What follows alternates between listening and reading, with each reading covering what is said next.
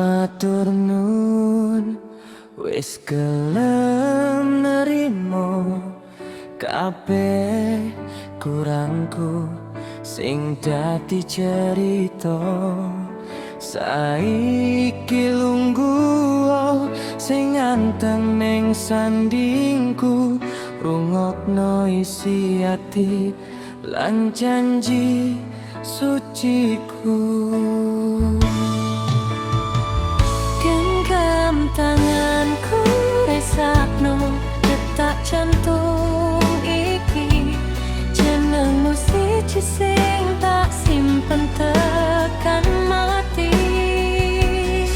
Muga Gusti ngijabahi dalane awake dhewe, bunga susah dilakoni selawase kowe duweku dhewe.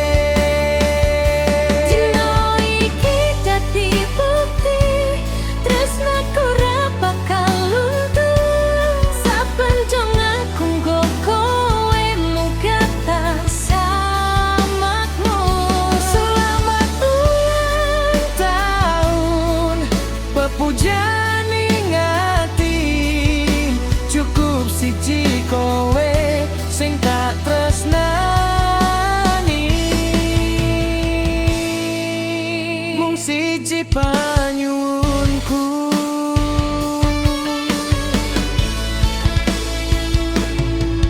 tetep ning kene, ojo nate mlayu.